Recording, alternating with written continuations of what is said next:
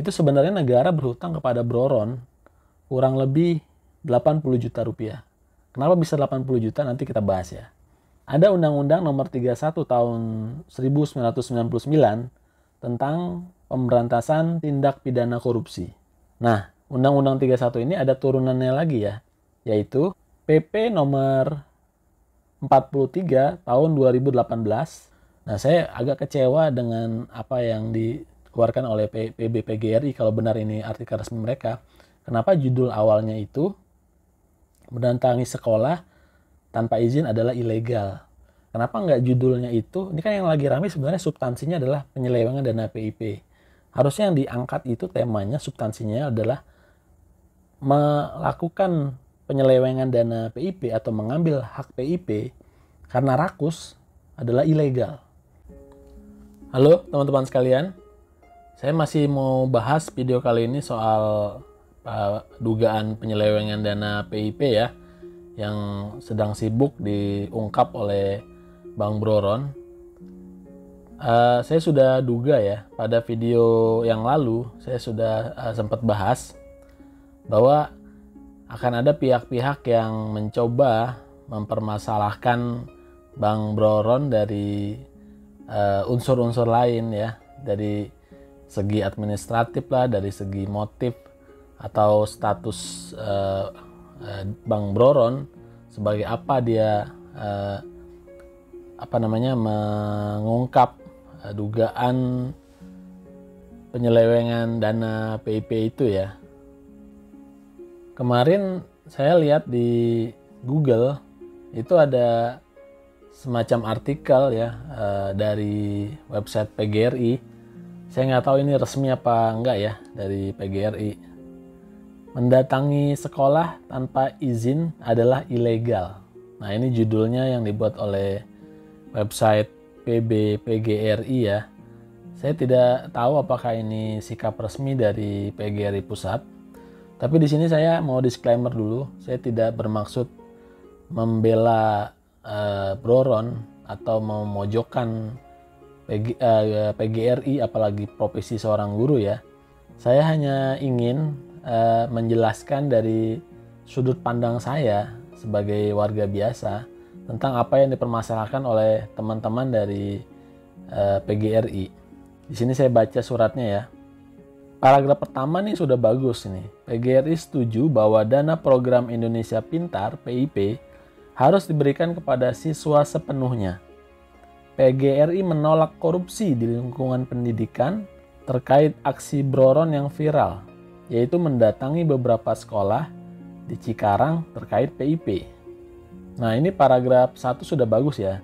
Tapi kalau kita baca di paragraf-paragraf selanjutnya, itu yang dibahas adalah yang dipermasalahkan adalah soal Broron dan timnya yang datang ke sekolah tanpa izin dan merekam tanpa persetujuan dan segala macam lah.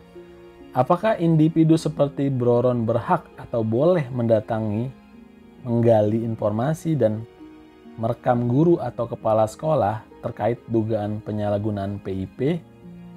Kemudian di sini ditulis ya, apa yang seharusnya dilakukan guru atau kepala sekolah saat didatangi orang seperti Broron? Nah, di sini dijelaskan meminta yang bersangkutan untuk menyampaikan surat permohonan untuk memperoleh informasi apa yang diinginkan. Namun jika yang bersangkutan tidak mengindahkan ketentuan peraturan perundang-undangan yang berlaku, maka pihak sekolah berhak menolak. Nah, di sini saya mau coba jelaskan ya. Mungkin pihak PGRI lupa bahwa ada peraturan yang mengatur tentang hal ini. Bahkan sebenarnya kalau mau digali lagi undang-undang ini ya, peraturan yang akan saya bawakan, itu sebenarnya negara berhutang kepada Broron kurang lebih 80 juta rupiah. Kenapa bisa 80 juta? Nanti kita bahas ya. Ada Undang-Undang Nomor 31 Tahun 1999 tentang pemberantasan tindak pidana korupsi. Nah, Undang-Undang 31 ini ada turunannya lagi ya, yaitu PP Nomor 43 Tahun 2018 tentang tata cara pelaksanaan peran serta masyarakat dan pemberian penghargaan dalam pencegahan dan pemberantasan tindak pidana korupsi. Nah, jadi PP ini mengatur secara lebih teknis lagi ya dari Undang-Undang 31 tadi. Di PP ini jelas diatur dalam pasal 2, masyarakat dapat berperan serta membantu upaya pencegahan dan pemberantasan tindak pidana korupsi. Kemudian pada ayat 2, peran serta masyarakat sebagaimana dimaksud pada ayat 1 diwujudkan dalam bentuk A. Hak mencari, memperoleh, dan memberikan informasi adanya dugaan telah terjadi tindak pidana korupsi. Jadi baru dugaan saja, adanya dugaan di situ jelas dikatakan. Nah, berkaitan dengan artikel yang dibuat oleh PBPGRI yang mengatakan bahwa saudara Broron itu harus membuat surat permohonan terlebih dahulu kepada pihak sekolah. Nah, di sini saya mau bantah dengan PP nomor 43 ini ya. Di sini jelas dikatakan di pasal 3 ayat 1. Masyarakat dapat mencari dan memperoleh informasi mengenai dugaan telah terjadi tindak pidana korupsi dari badan publik atau swasta. Ayat 2. Untuk mencari dan memperoleh informasi sebagaimana dimaksud pada ayat 1, masyarakat mengajukan permohonan kepada pejabat yang berwenang pada badan publik atau swasta. Nah, di sini mungkin teman-teman PGRI sudah senang ya, wah ini ada kata-kata permohonan nih ya kan. Nah, tapi tunggu dulu. Di situ dijelaskan di bawahnya ya, pada pasal selanjutnya. Yaitu pasal 4 ayat 1. Permohonan sebagaimana dimaksud dalam pasal 3 ayat 2 dapat disampaikan secara lisan atau tertulis, baik melalui media elektronik maupun non-elektronik. Ayat 2. Dalam hal permohonan sebagaimana dimaksud pada ayat 1 disampaikan secara lisan, pejabat yang berwenang pada badan publik atau swasta wajib mencatat permohonan secara tertulis. Nah, jadi justru yang harus, kalau misalkan seperti kasus Broron ya, Bang Broron kan datang nih ke sekolah. Pasti sebelumnya sudah permisi dan memperkenalkan diri dan segala macam ya. Kemudian dia kan bermohon apa itu maksud kedatangannya. Nah, permohonan dia dan tim itu ke sekolah dengan secara lisan, itu malah seharusnya pihak sekolah yang mencatat kalau kita lihat dari PP ini ya. Jadi sebenarnya itu permohonan meskipun itu secara lisan. Bahkan seharusnya pihak sekolah lah yang mencatat permohonan itu agar tertulis gitu. Kemudian pada ayat 3, permohonan sebagaimana dimaksud pada ayat 1 paling sedikit memuat identitas diri disertai dengan dokumen pendukung. Nah, tadi saya sempat menyinggung di awal bahwa sebenarnya negara itu berhutang ya kepada Bank Broron, yaitu premi sebesar 2%. Kenapa bisa begitu? Karena diatur nih di PP ini lagi ya, masih di dalam PP ini, yaitu di bab 3.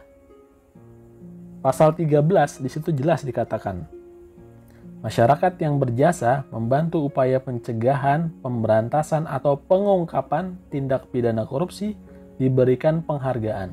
Penghargaan sebagaimana dimaksud pada ayat 1 diberikan kepada A.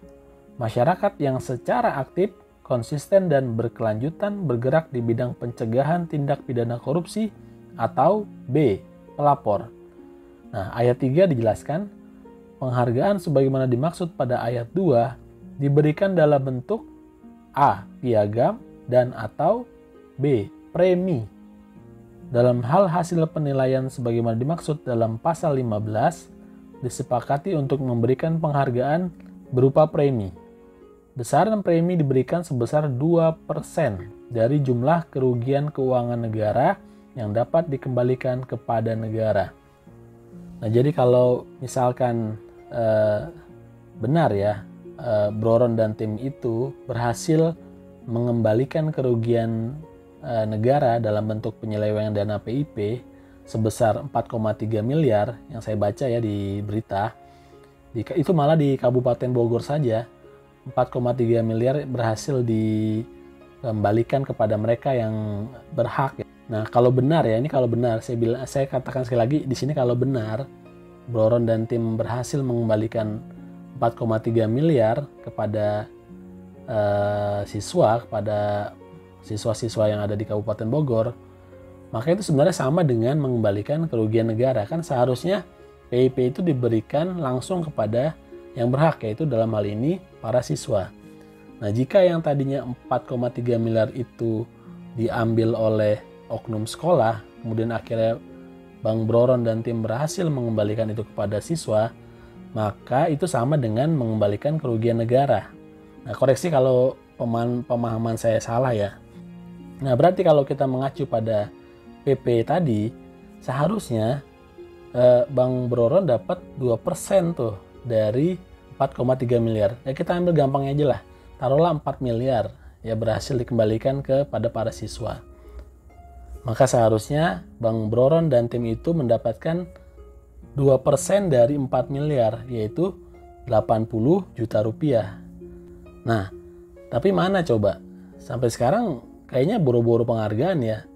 Malah yang mereka yang punya wewenang, entah itu APH, aparat penegak hukum, atau siapalah dari eksekutif atau legislatif, kayaknya anteng-anteng aja gitu. Belum ada pergerakan. Ya saya nggak tahu ya apa memang sudah mulai, tapi memang tidak terekspos oleh media. Tapi intinya begini teman-teman, saya mengatakan sekali lagi bahwa apa yang dilakukan oleh Bang Broron dan tim itu saat ini, itu sangat dibutuhkan saat sekarang oleh para orang tua siswa. Kenapa? Karena mereka ingin sekali mendapatkan haknya, yaitu hak mendapatkan dana bantuan PIP. Nah, gak peduli mau apa itu statusnya Bang Broron, mau dia caleg gagal, mau dia kameramen, mau dia konten kreator, mau dia masyarakat biasa ya. Dan malah kan sudah diatur dalam PP yang tadi saya sebut ya, PP nomor 43 tahun 2018, bahwa masyarakat biasa pun ya seperti kita-kita ini itu berhak loh. Dan malahan ada penghargaannya kalau berhasil mengungkap ya dan mengembalikan kerugian kepada negara. Nah, kemudian untuk para pihak yang mempermasalahkan kegiatan Bang Broron yang merekam dan segala macam ya dengan tindak pelanggaran Undang-Undang ITE, saya mau bahas nih sedikit tentang Undang-Undang ITE ya. Jangan lupa ya teman-teman bahwa Undang-Undang ITE itu sudah 2 kali mengalami perubahan ya, sudah 2 kali direvisi. Yang pertama itu kan kita tahu ya, Undang-Undang nomor 11 tahun 2008 tentang informasi dan transaksi elektronik. Nah, undang-undang yang terbaru ini sekarang namanya Undang-Undang nomor 1 tahun 2024. Nah, ini sepemahaman saya ya.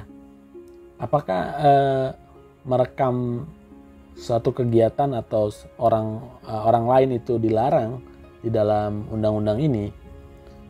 Kan dipermasalahin tuh oleh sekolah ya, bahwa ini nggak boleh nih ngerekam begini, nanti bisa kena Undang-Undang ITE. Nah, saya menemukan nih pasal di Undang-Undang ITE yang berkaitan lah dengan kejadian ini ya. Pasal 45 ayat 4. Di situ dikatakan ya, setiap orang yang dengan sengaja menyerang kehormatan atau nama baik orang lain dengan cara menuduhkan suatu hal dengan maksud supaya hal tersebut diketahui umum dalam bentuk informasi elektronik dan atau dokumen elektronik yang dilakukan melalui sistem elektronik sebagaimana dimaksud dalam pasal 27A, dipidana dengan pidana penjara paling lama 2 tahun dan atau denda paling banyak 400 juta rupiah. Nah, tapi diatur nih di ayat 5-nya.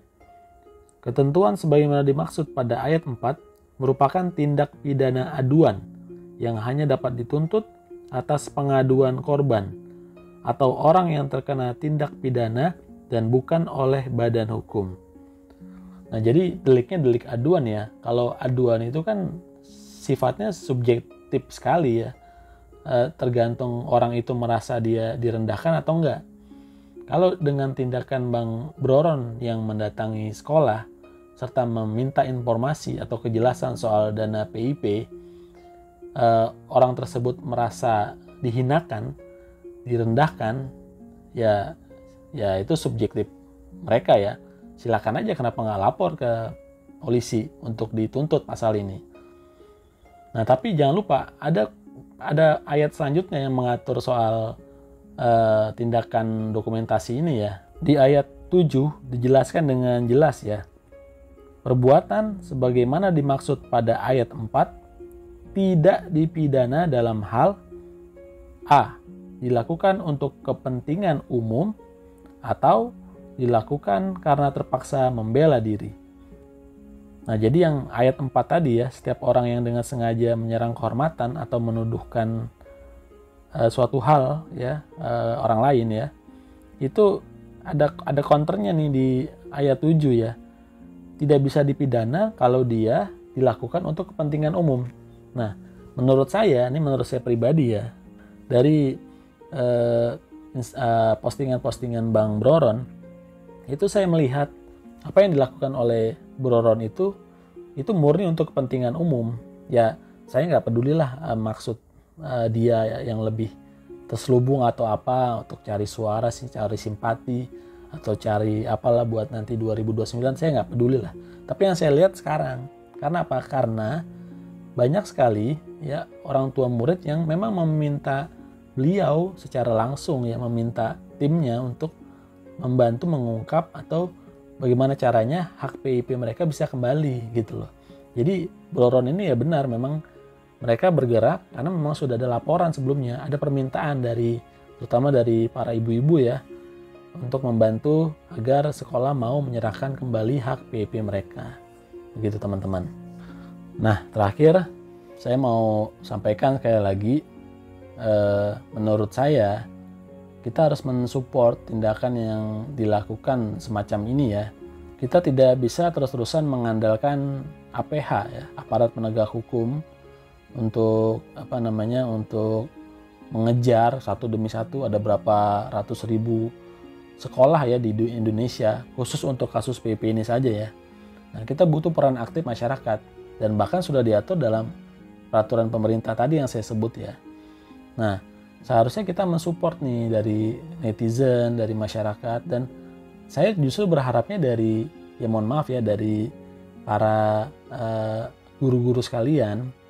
Saya yakin kok banyak guru yang tidak terlibat, masih banyak guru yang jujur. Nah, saya agak kecewa dengan apa yang dikeluarkan oleh PBPGRI, kalau benar ini artikel resmi mereka.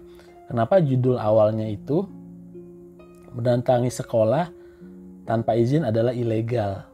Kenapa nggak judulnya itu? Ini kan yang lagi ramai sebenarnya substansinya adalah penyelewengan dana PIP. Harusnya yang diangkat itu temanya, substansinya adalah melakukan penyelewengan dana PIP atau mengambil hak PIP karena rakus adalah ilegal. Harusnya kan itu yang dicoba diangkat, bahwa memang benar di lapangan itu terjadi penyelewengan dana PIP oleh oknum sekolah, ya oknum kepala sekolah dan lain-lainnya. Seharusnya kita membantu dalam hal itu gitu. Nah, tapi sekali lagi saya tegaskan bahwa saya tidak bermaksud menyudutkan PGRI pada umumnya. Saya hormat sekali dengan profesi guru. Ini hanyalah ya segelintir oknum lah ya. Mudah-mudahan kejadian seperti ini tidak terulang lagi di masa depan. Dan saya pribadi mensupport terus apa yang dilakukan oleh Bang Broron dan tim. Sekali lagi terima kasih dan mohon maaf. Terima kasih teman-teman semua.